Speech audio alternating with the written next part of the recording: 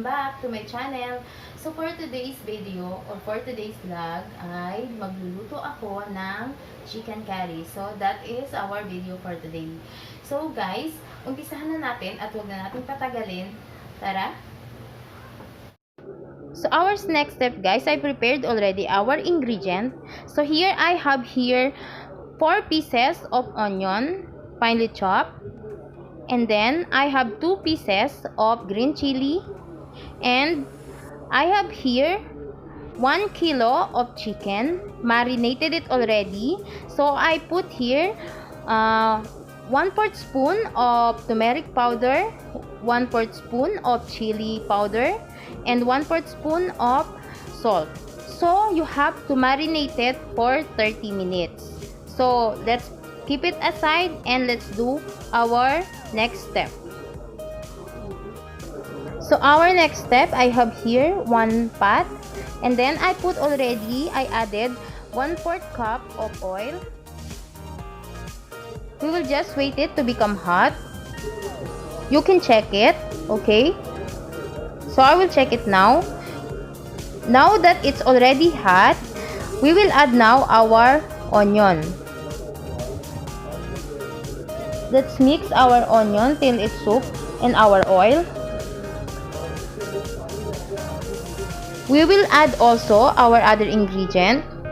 I have here cinnamon stick, bay leaf, cloves, and green cardamom. So we will saute it for 5 minutes or till it's become golden brown color.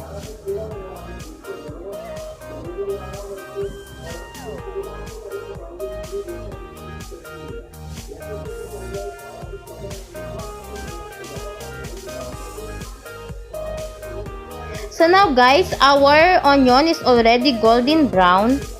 So what we are going to do next is our marinated chicken for 30 minutes. We will add it already to our onion.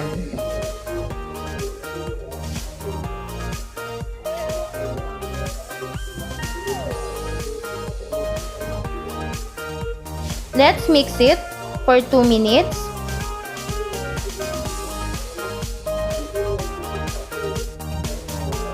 So after 2 minutes, I will add our 2 pieces of green chili.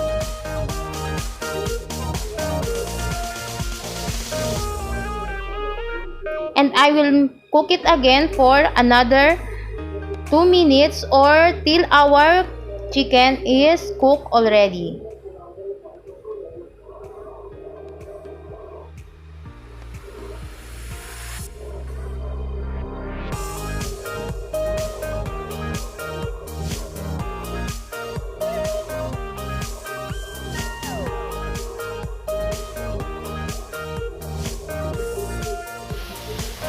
So guys, after 2 minutes, we will add our yogurt.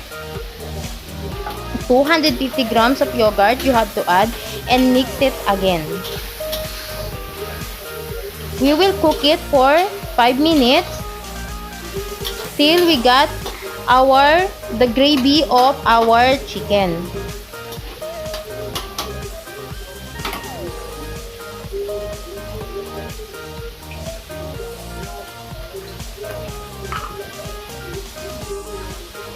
So while waiting for 5 minutes, we will add some masala, 1/4 spoon of red chili,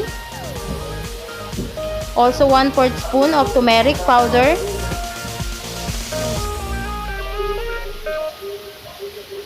and 1/4 spoon of garam masala powder.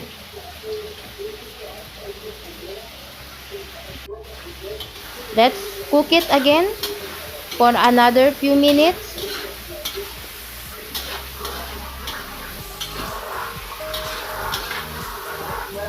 So guys, when we are cooking in this kind of pot, it's very easy to get burned. So what we are always need to remember that in every minute, we have to mix our chicken or our food, our dish. So next, I will add our tomato. It's 2 pieces of tomato. You have to cut it into quarter. And then let's mix it again.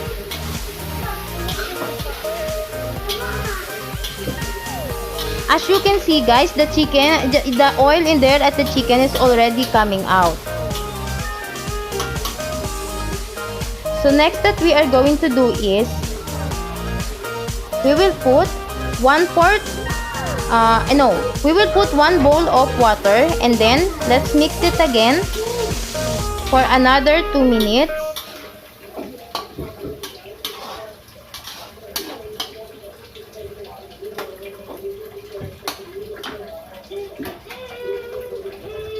So now that it start boiling, so what we are going to do, we will let it boil, and then or steam, we will cover it and let it cook for 5 minutes. So after 5 minutes guys, let's open it. So here now,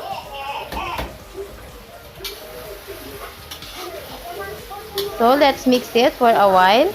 It's already, as you can see, the gravy is there already. It's already done. It's cooked. Let's just mix it for a while. The chicken also is so soft. It's soft already, and it's going out to the bone. So let's just mix it in a while.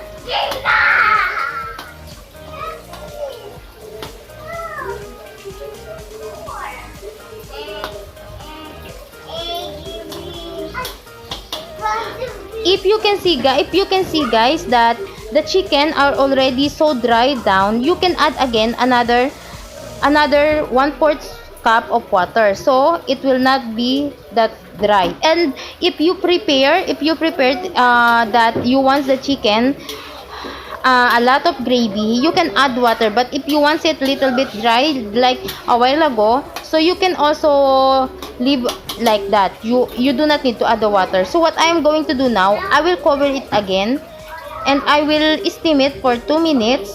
So then after 2 minutes, now here it's done already.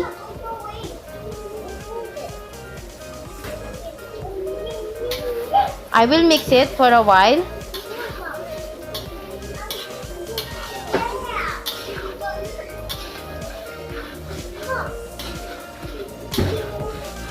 I can feel it already. The chicken is so delicious.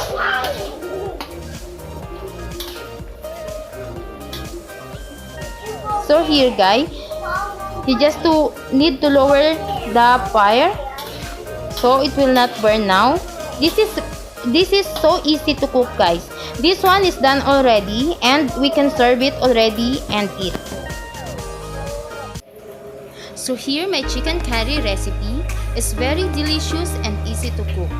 So guys, if you want to learn more about the cooking, just don't forget to subscribe, like, comment down below, and also press the notification bell so that you are always updated to my new video.